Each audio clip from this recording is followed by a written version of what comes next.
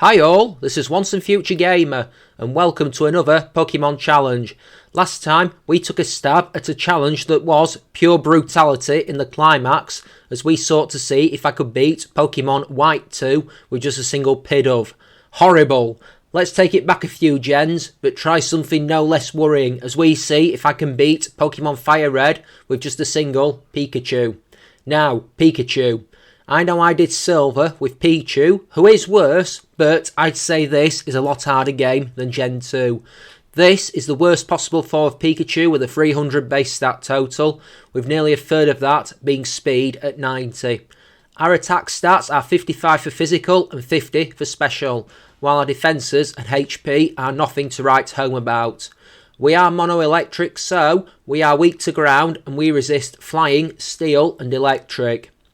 Move-wise, we get mainly electric and normal moves via level up, but I can see the only one we end up keeping for the full run being Thunderbolt. Maybe Double Team, but hopefully it doesn't arrive at that come the end. I can see it being important at the start. I may have to get some mileage out of Slam at the start because we don't get much else to hurt Brock. To say Slam will hurt Brock is slightly charitable, but what can you do? Via TM, we do get a few options. I could use a good hidden power type like Water or Ice. We get Iron Tail, Brick Break and Dig as coverage, as well as a variety of normal type moves and a few electric ones that aren't really better than what we learn naturally. Via Tutor, we can get stuff like Body Slam, the Mega Punch and Kick attacks, as well as Mimic, Seismic Toss, Substitute. Yeah, nothing too major. Predictions. Brock will be awful right at the start. That might be the single hardest fight I have to face until I get to Giovanni, and some of his later fights might also be rough, particularly his gym fight. I can't see too many of the other Kanto gym leaders giving us problems though. Maybe Erika, maybe Sabrina or Koga. The Elite Four might give us trouble. We might have an easy Lorelei fight, but the rest will be rough. The rules then. In combat, I can only use Pikachu. Other Pokemon will be needed for HMs, but unable to fight. Only held items and Pokeballs in battle, but healing is permitted outside of battle. Last of all, no glitches or exploits. If you do enjoy what you see, then like, subscribe and ring that bell. There is a dilemma. What to replace with the Universal Pokemon Randomizer?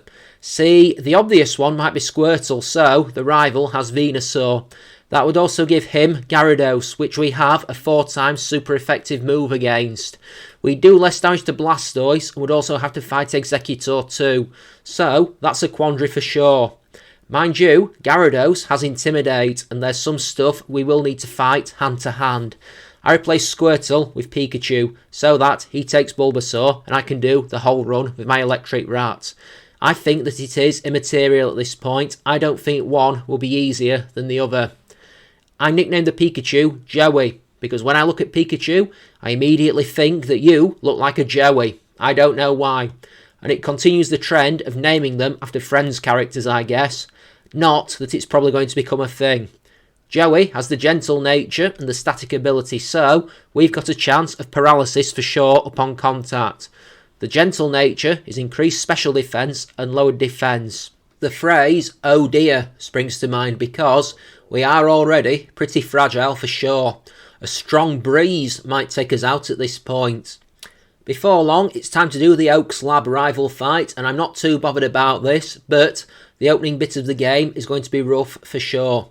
I might go EV Train on Metapod and Kakuna. Not ideal, but any sort of increased defense we can get will be useful. Rod uses Bulbasaur, and I use Pikachu. This fight is rough on two grounds. First, we can barely hurt Bulbasaur with our Thunder Shock, and that's not good. It's not going to be as much of an issue as time goes by, but doing what has to be 2 points of damage a pop isn't great. And then there's the fact that it can hurt us reasonably with Tackle. We do get hit with a few of them, and our static ability does kick in, but that condition never actually afflicts it. There's like 4 turns in a row where it attacks without hindrance, and I'm not going to lie, and it is pretty annoying when status conditions do that. Just because it is a cliche doesn't mean that it's not true. We do get it pretty close to a knockout, down to about the quarter health mark after about 6 or 7 thunder shocks, but even with a crit, it's just not enough and we go crashing down. I hope this isn't setting the tone for the run. Let's go do this then. I want attack and defence EVs. We can't train special attack yet, and I don't think speed is going to help us because we are already pretty fast. So, I need to head to Route 22 for Mankey and the Forest for the defence EVs. Let's go and get this training done. Now, the Forest is annoying as the Metapod and Kakuna don't show themselves easily. Plus, I'm trying to make catches early on because I'll want to get both the Flash HM and the Item Finder for later. So, I do waste some appearances by catching one of each. I need to train heavily because we are operating at a massive disadvantage versus Brock, and I think I'll need to be at least level 20 to beat him, which is when we get Slam. I hate that move so much, but it might be our best chance, along with Double Team, which we get at level 15. Eventually, I go and fight the rival on Route 22, just purely to get a bit of revenge for the lab loss. We are a lot stronger than him this time, and I reckon we'll actually be able to hurt him decently. He'll have a sand attacking Pidgey, which has caused issues in the past, but I strangely don't think that will be an issue this time. Said Pidgey gets zapped with Thunder Shock, and we clip the bird's wings, no problem to give us an easy victory. Our first quick attack on Bulbasaur does over half, but it growls at us, which isn't helpful, and hits a tackle. 2 more quick attacks do take it down though. We were level 16 here, but I think I'll still need more levels. Moving on. I get to level 21 and figure I'll make that first stab at Brock. I'm not massively confident, but I figure it will give me an idea as to how well this will or won't go. I am leery about relying on Slam. I hate the move, as I said a few moments ago, but it is our best chance, and I really don't like being in that situation. It's like when I did Silver with Pikachu and had to rely on Thunder and Iron Tail, 2 notoriously inaccurate moves. I wouldn't mind Iron Tail at this moment though. This whole effort is absolute crap. We get 6 double teams up versus Geodude, which takes time and it's never a particularly fun thing, especially when we're getting hit with tackles throughout that do a decent chunk of health. It does go for a few defence curls, which isn't ideal since we're already going to be doing mediocre damage at best. It does get paralysed thanks to static early on too, which is somewhat helpful. In theory anyway, as it never really has too much of an impact on the fight either way, as it is only stopped from moving a few times. We do start slamming eventually, or trying to because it does miss a few times. Geodude even manages to crit a tackle and we lose about half our health over the course of this fight, which isn't ideal, but we do eventually manage to crit a slam and take it down. Onix then. We miss our first slam because of course, and the next thing that happens makes me want to scream a lot of 4-letter words about Brock's parentage at the ceiling, given we get knocked out as it lands 3 rock tombs through 6 double teams. Are you having a laugh? That should be impossible. It would have been if the shoe had been on the other foot. We saw this a few weeks back when I did the Emerald with Aaron run in the flying gym. I disingenuously call Brock a cheat and we leave the gym to go and grind some more. I could make more tries at this level, but I figure we will be better served by going and getting more levels. No sense in making this harder than it needs to be. I grind up to level 25, quite a painful thing by this point, and make my next attempt. I'll still want some double teams for Onix because, while I think we might be able to down Geodude pretty easily, I doubt we'll have the same luck with Onix. My prediction about downing Geodude easily is an interesting one, as we begin the fight and I go for double team, and Geodude goes for defence curl. Oh no, I go for another double team, Geodude goes for another defence curl. We're getting harder to hit, but our slam is going to do a little less to it. Third double team, third defence curl. Still not feeling any more confident. Fourth double team, fourth defence curl. Oh no. Fifth double team, fifth defence curl. I suppose at least we're not taking damage. Sixth double team, sixth defence curl. Now, I guess we have to try and knock it out. Good luck with that one. And then we promptly crit slam to down it in one hit. Oh, okay then, that works. How annoyed must Brock be there? Onyx does land a Rock Tomb at the start, but misses all the rest of them, as Rock Tomb does what Rock Tomb is notorious for doing, and misses most of the time, which is fantastic from my point of view, as Joey starts to hit Onyx with the world's strongest slam. Now, one of them misses because, of course, but we do land the rest of them, and it is a simple matter to down Onyx with 4 hits to give us a victory, and badge number 1. Not the most ideal of victories, but they all count. And at least going forward, we do get better moves for dealing with problem opponents. Through Mount Moon I go, where I get the chance to take a fossil. It's a good joke and a tribute to a master, but I find I'm growing increasingly uncomfortable making it, so I think I'll look to stop doing it so much. It's just a nice bit of a break between Gym 1 and Gym 2. I really don't think I'm going to struggle in Gym 2 come this point. After I enter Cerulean City, I head straight for Misty and the Water Gym because I'm genuinely curious if this will be an issue or not. And I'm leaning on not. We've still got that level gap. We've got Thunderbolt now. I think we are going to sweep this fight. This might both shock and amaze you, but we one-hit star you with Thunderbolt. I know, right? Starmie, out next, is also a one-hit with Thunderbolt, and that one wasn't quite as clear-cut, but we still did the job that we needed for badge number 2. There is the Nugget Bridge rival fight next, and we might have to be a bit careful about Bulbasaur, but that aside, it shouldn't be a massive issue. I'm really not too concerned. His Pidgeotto has the capacity to be annoying, but we should be able to conquer it easily with Thunderbolt. And we do, as it goes crashing down to the move. Rattata is next, and we smash into it with Quick Attack for a swift win, which takes it out. Next is Abra, and it probably won't surprise you that we Quick Attack it down.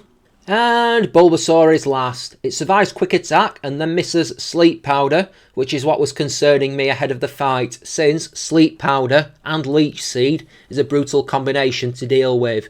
We take it down with another Quick Attack.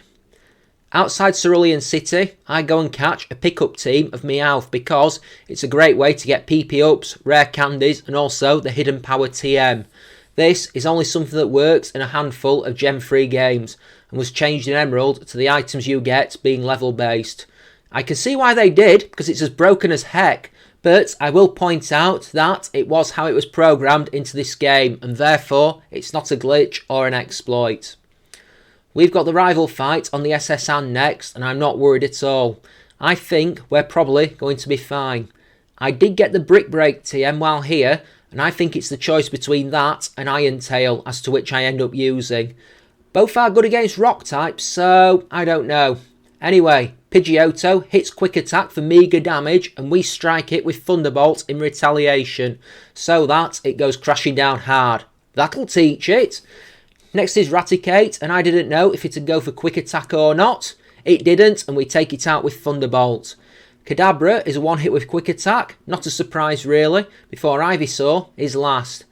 I go for Slam, and thankfully it lands, one hitting it to give us a quick win. I'm leaning more towards Iron Tail over Brick Break, because it'll be better against poison types. I'm thinking of Giovanni's Nidoking and Nidoqueen. But I suppose I'll have returned by then, so it might not matter. It is time for the Electric Gym, and I don't think we'll have too much of an issue. I think we'll need to be careful for sure, but there shouldn't be too many problems. Paralysis might be one, and Raichu spamming Double Team isn't going to be helpful either. But we should be fine. This fight is annoying, and it's largely because of the accuracy of Slam. I cannot wait to replace that move shortly. So, we miss Slam on Voltorb, who hits Sonic Boom. Not ideal, but we do land the blow at the second attempt to take it down. Pikachu is second, and we strike that down with Quick Attack, though we do get paralysed. Our Cherry Berry comes into play though, and we eat it to recover our health. We miss Slam on Raichu, because of course, and get paralysed again with Thunder Wave. Raichu then double teams, but we don't miss Slam at the second attempt and we drop it in one hit. Through Rock Tunnel we go, and I was tempted to bring back the trivia section. However, I mostly think it's died a death by this point. For some Pokemon, there is a lot of trivia. For some, there is not that much. The ironic thing is that Pikachu is actually in that first category. Okay, why not, for old time's sake. Pikachu is the only core series starter with a pre-evolved form, though it never comes into play in either of the games where Pikachu is the starter. Pikachu's Gigantamax form is based on its original rotund appearance during Red and Green. It shares a category with the Raticate line, the Sandslash line, and Pawmi and Pawmo as the mouse Pokemon. But it wasn't originally intended to be based on a mouse. It can be obtained in every generation, bar the 4 Generation 5 games. It is the only not fully evolved Pokemon who got a base stat increase in Generation 6, as well as the only Pokemon to receive more than one stat increase in both Defense and Special Defense. It is the only Pokemon to have 2 exclusive Z moves. It is also the only Pokemon that can be caught in all 3 Pokemon Pinball titles. I did play Pokemon Pinball on this channel, the original one, not too long back. I might have to go back to that at some point because that's a really fun game to play. Lavender Town, and I figure I'll go do the rival fight. Or at least I intend to, but I get a hidden power TM, and I immediately decide that I'm going to test it out and see what sort of type we manage to get. Water or ice would be best if I'm honest. Well, I tried it out on a Zubat very shortly after learning it, and it does neutral damage. So, that wipes out rock, electric, ice, psychic, ground, fighting, poison, bug, and grass as a possible type. Best case scenario then is that it's water. After it does neutral damage on a Geodude, I conclude that it is not water. Nor is it flying, steel, fire, or normal. So, it could be dark, it could be ghost, it could be dragon. None of these are particularly useful, so I reset and go do the rival fight. This one shouldn't be too bad. I go down and get Return to replace Quick Attack ahead of time to upgrade my moveset, and this might be what I end up using come the end of the game, so it's good to get that locked in ahead of time. You want to know what happens in this fight? It starts out so well. Pidgeotto is a one-hit with Thunderbolt, as might be expected, before Gyarados comes out next. It promptly intimidates us, which isn't good, and we down it with Thunderbolt. Growlithe is next, and we get intimidated once again. I'm slightly worried, even as we down it with Thunderbolt. Kadabra is next, and we take it down with Return, due to it being defensively frail. And last is Ivysaur. We do massive damage, and then it lands Sleep Powder, putting us in the land of dreams. It then proceeds to hit us with 3 massively damaging Razor Leaf attacks to put us down for the count, as we never wake up over the course of this fight. We are 20 levels higher, and we just lost. That should give you an idea about the danger we can end up in. I make another try at this because I am a little annoyed about the way this played out. I'm going to prep a little better for it this time though, just in case I have a plan. I want a bit of revenge. The first 4 rounds of this fight go exactly the same way as the previous attempts did, and it's only when it comes to Ivysaur that things change. We were put to sleep last time, and so I equipped Joey with a Chesto Berry to make sure we didn't stay asleep. However, this time, as Ivysaur survives Return, it only goes for Razor Leaf instead, which we shrug off and take out with the second Return for a win. Celadon City next, and I think Giovanni might be an easier fight than Erica, so I go and clear out the Rocket Hideout to give me plenty of prep for him. I'm fighting everything with my Meowth Pickup Brigade in hand to give me plenty of free items. I just have to be careful that Pikachu doesn't get knocked out, or it is an unpleasant thing to have them all put down. Anyway, Onyx is out first and we drop it with Brick Break for a one-hit knockout, which is good considering the issues we had with Brock earlier. It is amazing what difference a super effective move can make. Rhyhorn also goes down to a single Brick Break before Kangaskhan is last. It survives our Brick Break on red health and lands a Bite. Our static kicks in, paralysing it, and then we take it out with another Brick Break. Our attack stat is getting out of hand, I know that much. It is nearly double our special attack. That is worrying though for the stuff we can't hit with normal and fighting moves. Agatha. I decide to make a try on Erica while I'm in town. I know that I'm going to need a little game changer, probably, and so I head down to fight through her gym. I'm going to put a cherry berry on Joey because she likes to use stun spore attacks, and I think that might prove to be fatal to us. We are not the most specially defensively sound, so anything that helps me move freely is going to be a blessing in disguise. Because you know she's not going to miss them, the game's not going to help me out that much. It doesn't really matter. We one-hit Victory Bell with return, and I'm pleasantly surprised by that. Tangela goes down to a crit return. I'm pretty sure the crit wasn't necessary, but here we are. And I'm even more pleasantly surprised when we down Vileplume with another single return for victory. That went better than I thought it would. It's through Pokemon Tower, and then I decide to make my way to Sylph. And while I'm travelling, let's talk about what's ongoing with the channel. In the week that was, there was episode 12 of Hogwarts Legacy, which I do need to start playing again. I've not done any of my save file since near the end of March, which is a little worrying.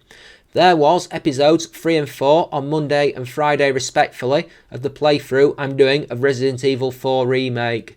Again, I need to play more of that. I'm seriously neglecting it. It just came out at a bad time. If it had come out a week earlier, I'd probably have finished playing it long ago by now because it did just come out as I was finishing a holiday from work, which wasn't entirely helpful because I would have had a load of free time beforehand. On Tuesday and Thursday, there were episodes 24 and 25 of Pokemon Gold Unova. That seems to be the one I struggle to get a backlog of episodes for.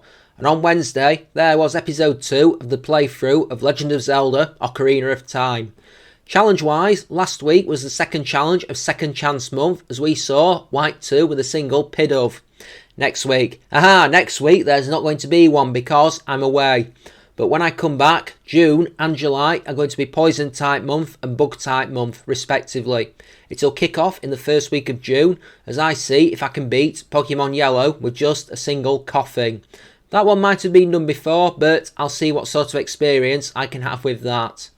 I was originally going to do Bug month in June and Poison month in July, but I decided to swap it around.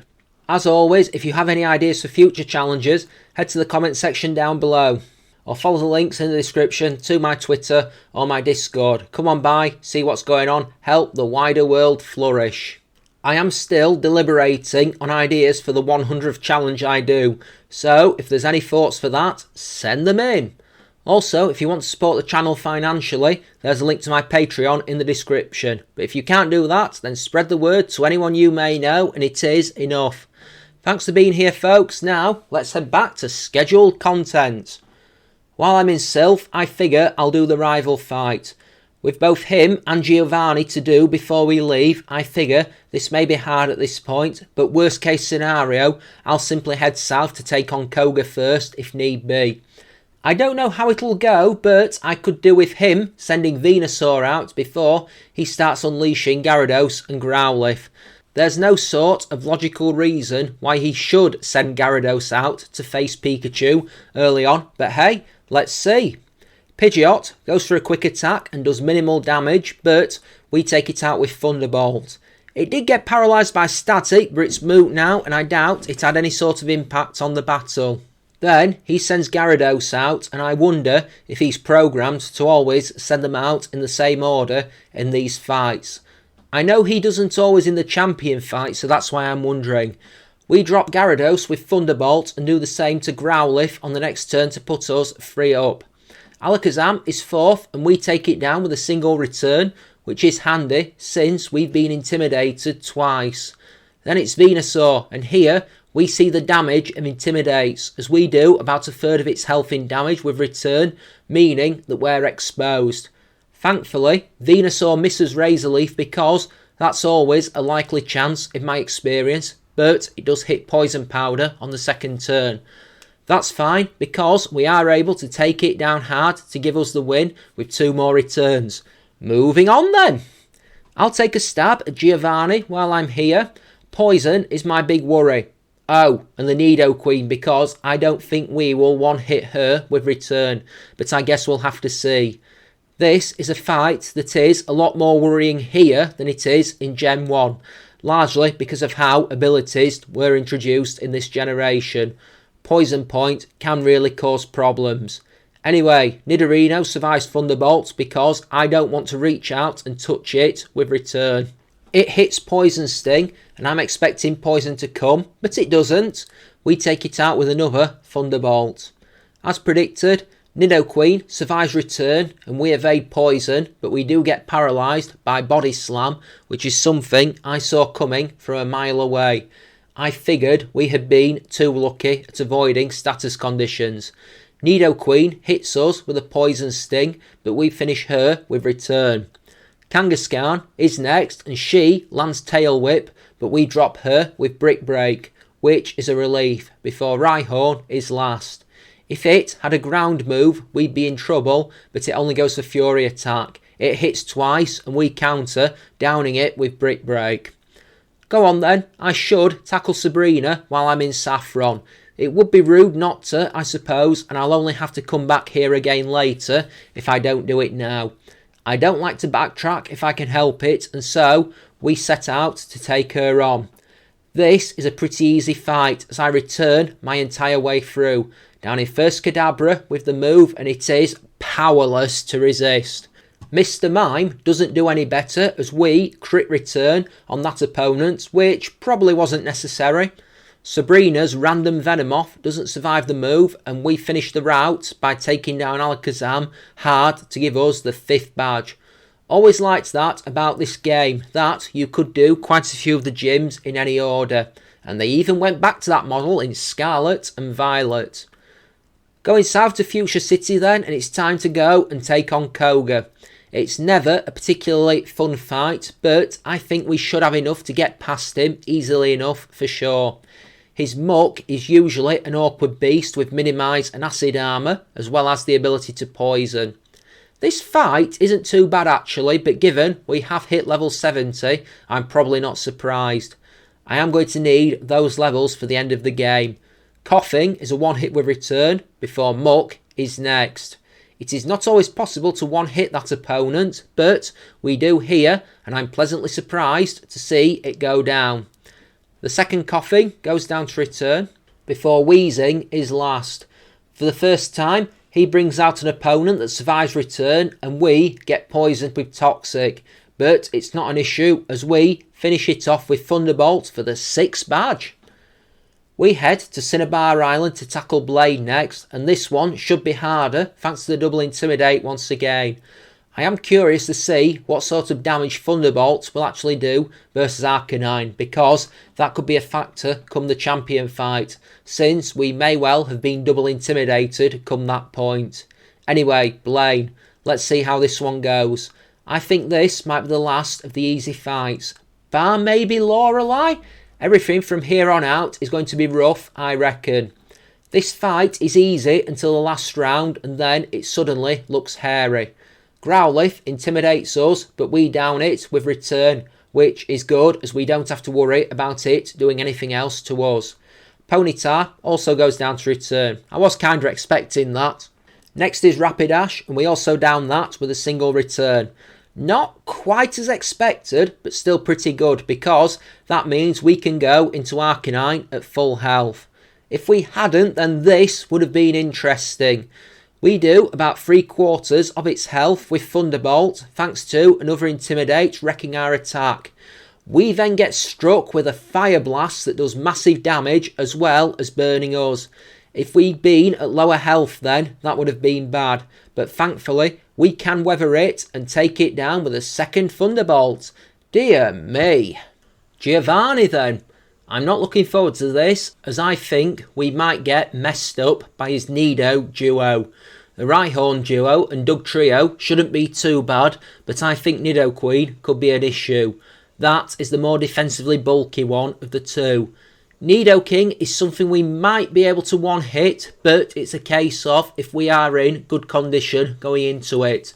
And again, I've got to watch out for Poison Point. Let's do this. Rhyhorn number 1 goes down to Brick Break, and that was pretty much expected. Next out is Dugtrio, and that gets flattened by a return to put us 2 up. Next comes the dreaded Nidoqueen, and we crit our return to put us 3 up. And as a bonus, we don't get poisoned. We go into Nidoking, and we're over 30 levels higher, so it's not entirely surprising to see that we one-hit it to put us 4 up. Next is the second Rhyhorn, and another Brick Break takes it down to give us the 8th badge. Winner, winner! We don't have a chance to rest, as there is another rival fight immediately afterwards, and this one is likely to be worrying. He has a Rhyhorn of his own now, and this could be worrying when it gets to the champion fight, as it will be a mighty Rhydon, and those things are scary when you don't have water or grass moves, and are pretty fragile when it comes to being hit with stab earthquakes. We begin the fight.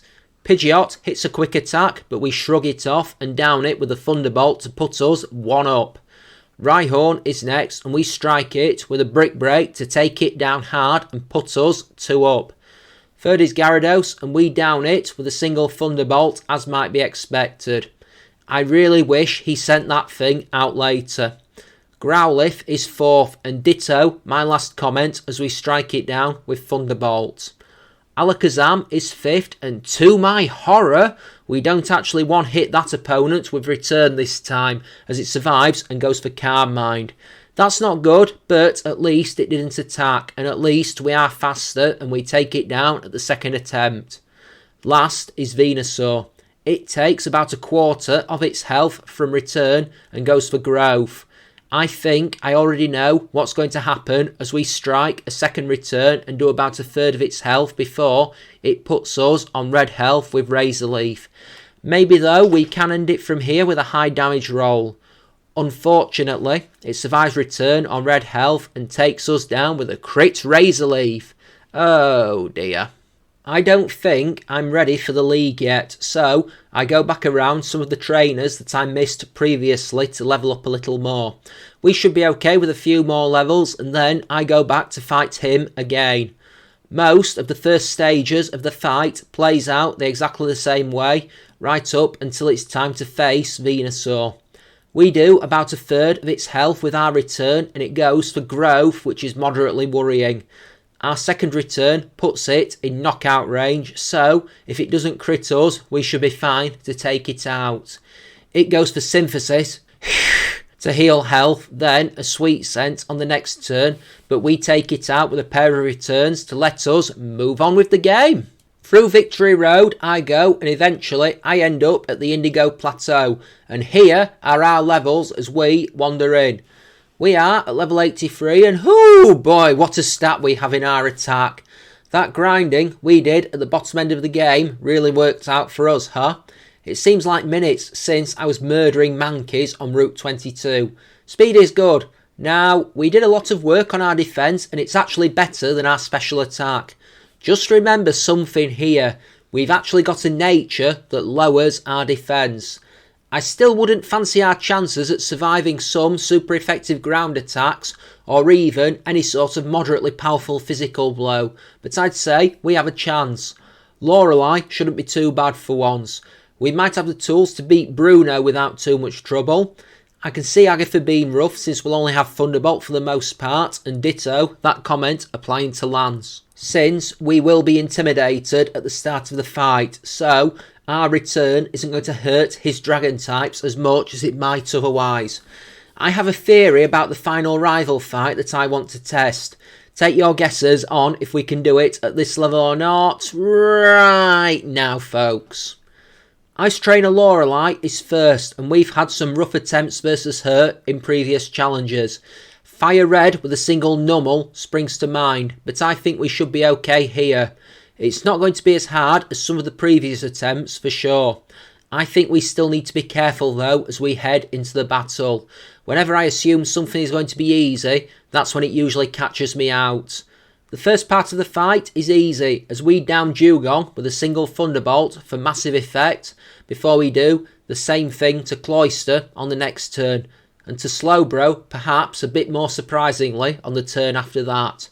Her first 3 Pokemon have gone down and we've barely broken sweat. Next is Lapras, and this thing is always annoying. I know its physical defence is slightly worse than its special defence and go for Brick Break, but it survives and lands Confuse Ray, which is a problem. We do fight through Confusion on the next turn and take it down with Thunderbolt, but Jinx is last. We never lay a paw on it as she puts us to sleep with a kiss at the second attempt. We only hit ourselves a bunch of times in Confusion before never waking up from the sleep, and she can finish us off with Ice Punch, which is massively irritating. Okay, I think I'm going to go and grind some more. I think I need to be more ready for the rest of them after.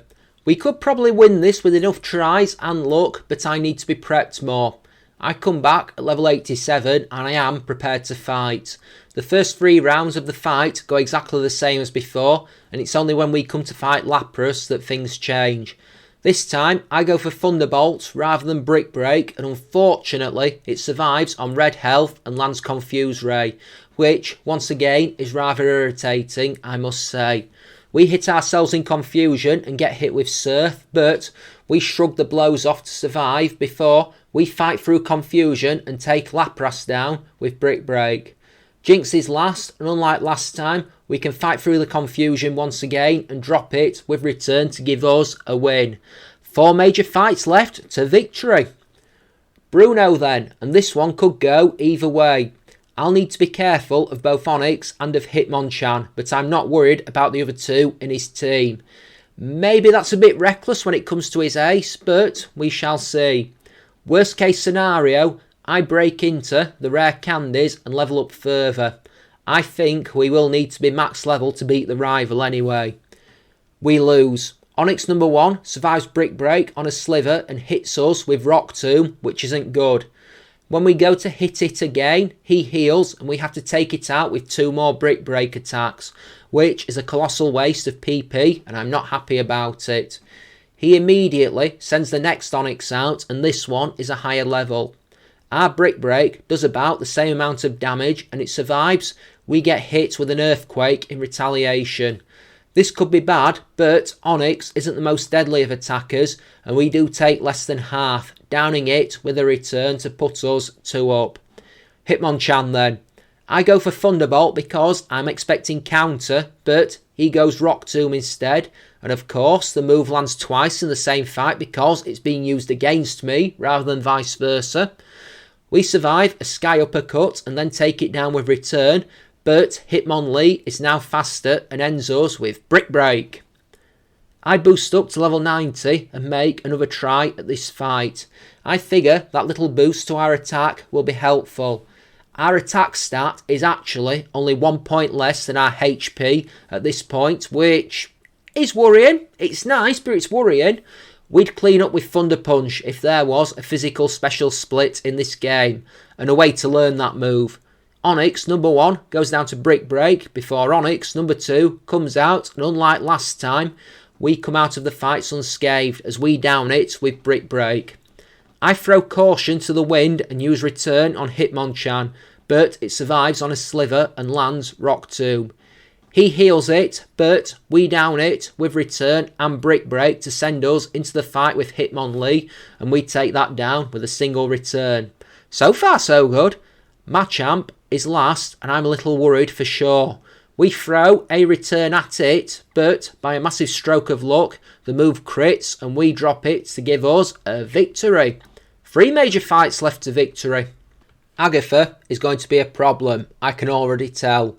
For the most part, the only attacking move we're going to be able to use is Thunderbolt, and that might benefit us, but I'm worried about the special defence of her ghost types. Still, we can only see how this goes and take it from there. Gengar number 1 survives Thunderbolt, I was worried about this, and misses Toxic, which is absolutely massive. We've seen before, getting Toxic poisoned on the first round of a fight is not usually a good condition for victory. We then crit our Thunderbolt on the next turn to take it down for the count. That's fortunate. Golbat is next, for some reason best known to the game's AI, and we down that with Thunderbolt before Arbok is third. We crit our return to take it down with one hit, which is pretty massive because I would be worried about what was coming our way if we didn't. Next is Gengar number 2, and we do decent damage with Thunderbolt, but it lands Hypnosis. We don't wake up, and we get inflicted with the Nightmare condition, which works pretty harshly on our health, and in conjunction with the Sludge Bombs that we keep getting hit with, they do a number on our health and take us down. About the only saving grace is Sludge Bomb was physical in this game, and Gengar is mainly a special attacker, which is probably the only reason we survive as long as we do. I raise our level up to level 95 and make another try, since I don't think there's too much more we can really do, short of going and getting Iron Tail. Short of seeing if we have actually got the Ghost type hidden power, but that's not actually going to help us much in the rest of the game. Screw it, what have I got to lose? I do take a shot at Gengar number 1 with the hidden power, and since it doesn't do super effective damage, it's neither Ghost nor Dark and is clearly the Dragon type. Mind you, that might be useful versus Lance, I'll keep it in mind. I make another try since I reset to pre-hidden power and see how this goes. It looks like it's going to go badly right at the start and I'm almost prepped to reset, but I persevere with the attempt and I'm duly rewarded. Gengar number 1 survives Thunderbolt on red health and goes for double team. She uses a full restore, but we wipe it back down to the same amount of health as before with another Thunderbolt. And yet, when we get the chance to go for the killing blow, we miss 2 Thunderbolts in a row before getting hit with Shadow Punch and Confuse Ray. We do at least fight through the confusion to take it down with Thunderbolt. Golbat goes down to Thunderbolt after we fight off the confusion before Arbok is third. We don't crit the return this time and do about 3/4 of its health, getting hit with a Screech in the process. That could have been worse, I'll admit it, before we take it down on the next turn with return. Gengar number 2 survives Thunderbolt, then goes for Sludge Bomb, which, despite our double defense drop, does less than half, which is good, and we take it out with a second Thunderbolt. Haunter doesn't survive Thunderbolt, and we can take that down with one stiff Electric Shock to give us a massive victory, and we can move on. Lance then. Let's see how this one plays out. Roughly, might be my guess. Sure, we've probably got the Dragon type hidden power, but even with Intimidate, Return is probably going to do more damage. I think we might be able to weather 1 or 2 attacks, but I doubt we're going to one-hit the Dragonite. The Dragonair, maybe, and that's a massive maybe. We begin versus the intimidating Gyarados, and we are going to be operating at a disadvantage for the rest of the fight now. I take out my frustration by Thunderbolting it into oblivion. Next is Dragonair number 1, and we strike return for about 3/4 of its health while it counters with Outrage, which could have been worse since they do no Thunder Wave. We do take decent damage from the move, but we're always healing thanks to the leftovers, and we take it down with another return. The second Dragonair comes out. This is also a 2-hit with return, but it only goes for Safeguard in exchange. Then it's Dragonite, and we do somewhere between 1/3 and 1/2 with our return, which is not good as it hits us with Outrage to put us beneath the half health mark. It does get paralysed by our static, which is good though. We strike it with Thunderbolt to put it in red health, then the next Outrage comes and it puts us on 5 HP, which is so narrow I can't believe it. Thankfully, the Citrus Berry takes it out of healing range and we can down it with another return. All I have to do is outspeed Aerodactyl and we've won, and we duly do just that, taking down Aerodactyl with a Thunderbolt. We are nearly at the end, just one fight left. How bad is this going to be, I wonder? I can see many attempts ahead and it worries me for sure. It's always an awkward fight, this one, because I can't really power up on Pidgeot, given it has Sand Attack and Feather Dance, both of which can be lethal. As it is, this goes so incredibly badly. We can take Pidgeot down with a single hit and our Thunderbolt crits. I don't think we needed the crit there. I'd much rather have had it on the next opponent as Rhydon comes out. It survives our brick break and goes for Earthquake. I've already got a good idea what's going to happen, but I'm hopeful. It's not to be as we go down in defeat. One hit knockout from nearly 40 levels higher. Yikes. I am going to max out my levels and try again. Hopefully this makes a difference. Either it does more damage, but I don't think 5 levels is going to make it so that we can one-hit Rhydon. But maybe it's the difference between surviving Earthquake and going down. I'm doubting it though. Even if we do survive, I think we'll get murdered in the next few rounds after that. I doubt we'll be able to recover health that quickly. I think our best hope is for a crit on Rhydon, if I'm honest. This time, Rhydon uses Scary Face on us, which is massively unhelpful, as it means we're slower than pretty much everything else on the rivals team. Alakazam, Gyarados and Arcanine. He's being deliberately awkward, sending out the Intimidators next, because it means we're going to be struggling going into Venusaur. And it also disproves my theory from earlier. Alakazam hits Psychic, Gyarados hits Dragon Rage, and Arcanine crits a Flamethrower. And just like that, that effort has come to nothing. There are plenty of failed efforts. Sometimes it's Rhydon who does us in. Sometimes it's Arcanine who takes us down with Flamethrower. There is even one effort where it is Venusaur taking us out with Solar Beam. But one of these 3 is usually our downfall. It's not good.